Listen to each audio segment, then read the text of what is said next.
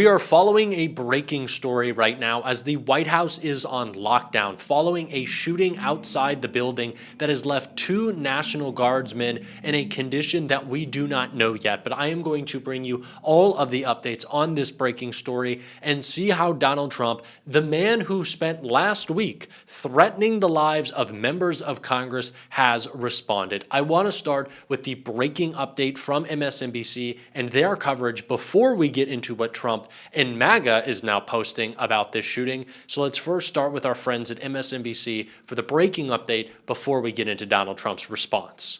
That 2 National Guard members were involved in a shooting near the White House this afternoon. At least one of them was struck, and the White House is currently on lockdown. Joining us, MS Now Justice and Intelligence reporter Ken Delaney, and along with MS Now National Security and Intelligence analyst and former FBI supervisor Rob D'Amico. So, Ken, what exactly do we know?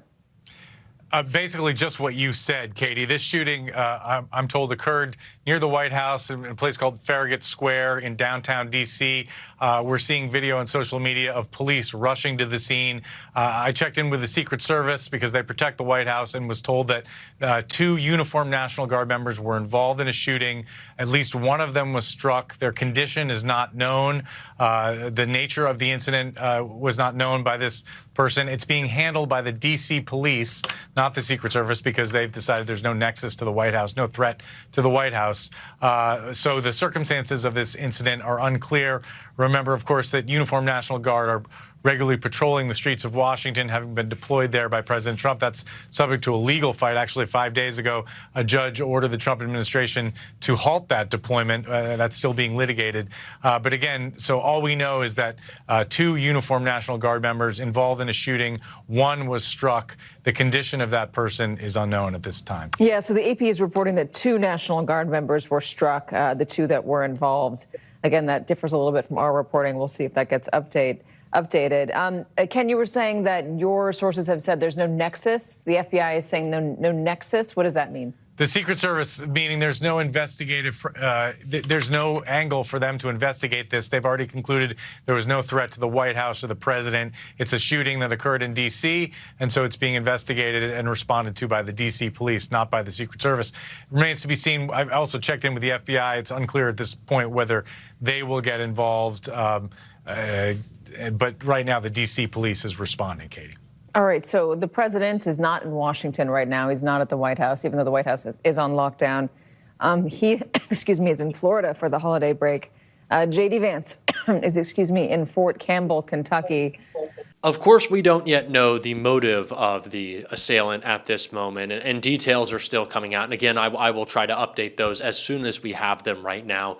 But it is so striking that we continue to have these moments in our country in which public officials feel that their lives are threatened and their decisions have to change and of course, be beholden to the fear that they feel every day with threats coming against their lives. And although I don't want to make something like this political, it doesn't feel like it is to think back to a few short days ago when Donald Trump was threatening very publicly the lives of members of Congress who now have 4 or 5 times the security they did before. And to see this play out right outside the White House is just so incredibly unsettling. Donald Trump, of course, in Florida right now. J.D. Vance is not at the White House, or I don't believe in D.C., because he is giving out turkeys with his family right now. But after we saw this very devastating breaking news, Donald Trump, again, the man who's been making threats all week, took to Truth Social and posted this. Trump wrote on Truth Social, "The animal that shot the 2 National Guardsmen, with both being critically wounded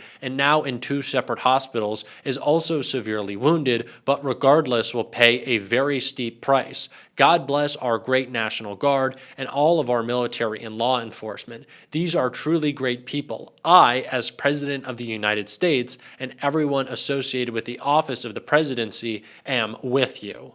This just feels like a very weird message from Donald Trump. The undertone to me is still just, I'm so powerful and I'm in charge and we're going to go after everybody. And of course, there should be fucking accountability. It's not even a question. But after Donald Trump spent the week threatening members of Congress, and he continued to threaten members of Congress, it just kind of falls flat to me And I'm still very uncomfortable with any tweet that I see come out from Donald Trump at this point. Before I even start to read it, I worry about whose life is going to be put in danger.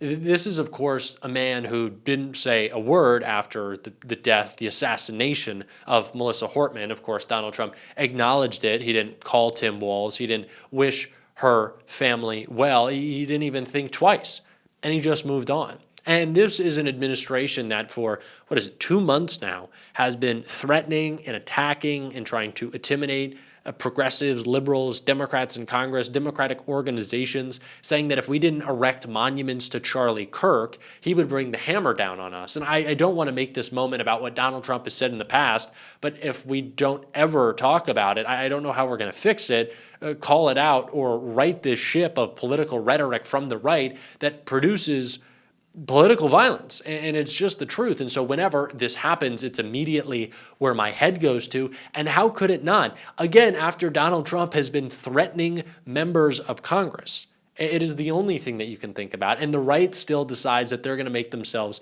victims in all of these scenarios.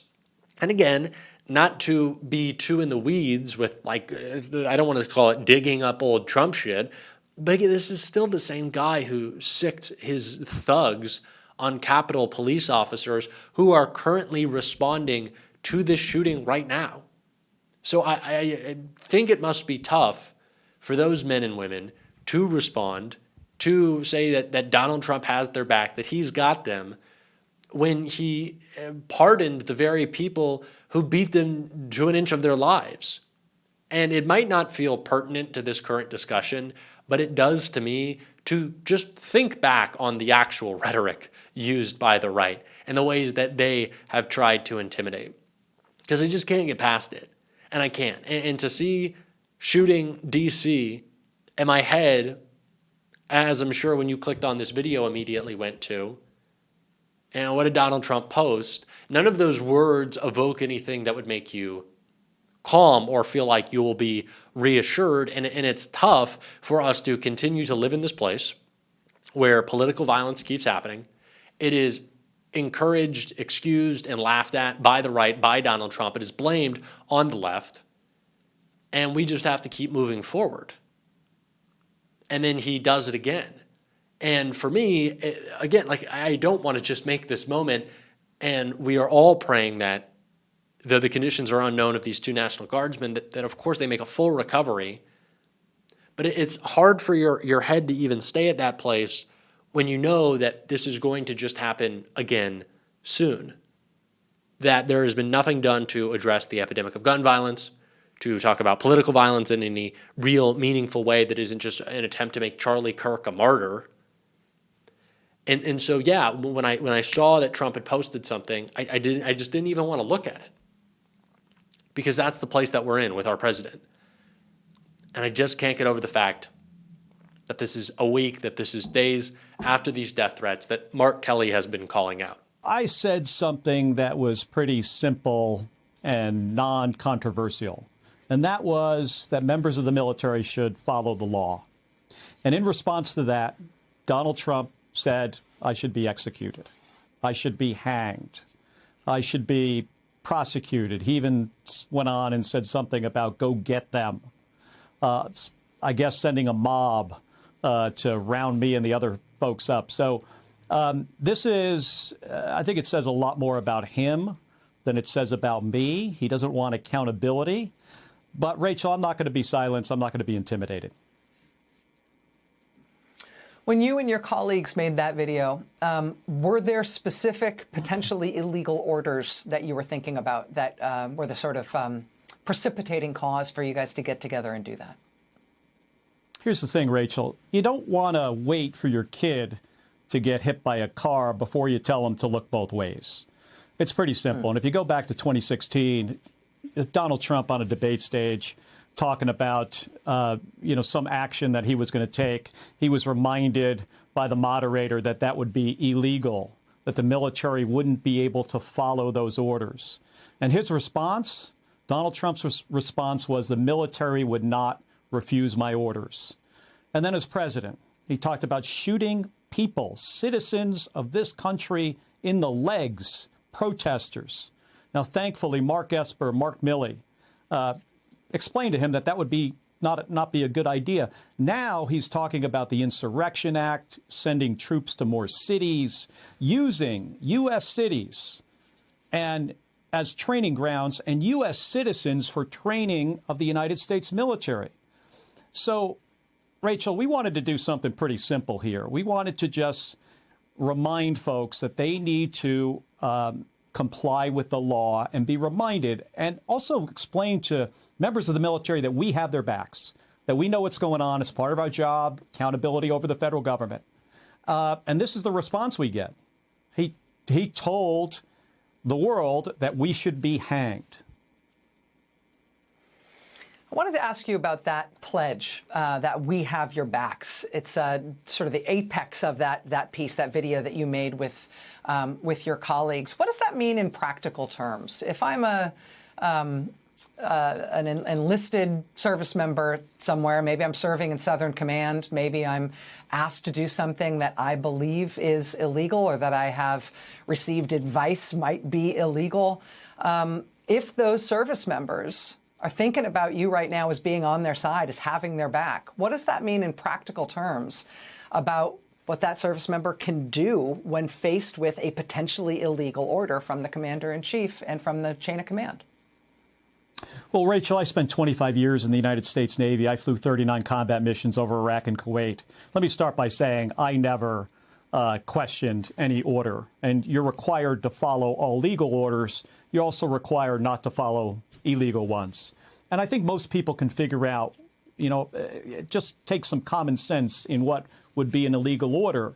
But I think it's important for people to know that they need to be able to stand up and speak out. And I wanted them to know that members of Congress understand that this president doesn't seem to care about the Constitution, the rule of law. And I have to say, I don't think there's anything more patriotic than standing up for the Constitution. And right here, right now, this week, the president clearly is not doing that. The intimidation that is so rampant in our politics is unsettling, doesn't even meet the moment of how disturbing it is. And that's why I wanted to make this video, because I'm just still so unsettled. And I know I should have the words if I'm going to talk about something, but I just think that the feeling I have today is that I wonder how we get out of this. And I don't think it's wrong to want to revisit all that Donald Trump has said, especially in the past week. And when we talk about what needs to change and be fixed and done away with in our politics. And we're going to keep talking about that on this show. If you want to support that, as always, you can hit that subscribe button, leave a like on this video. If you stuck around to the end, drop a blue heart in the comments. We're praying for a speedy recovery for those two National Guardsmen. We're going to keep you all updated, of course. Until next time, I'll see you soon.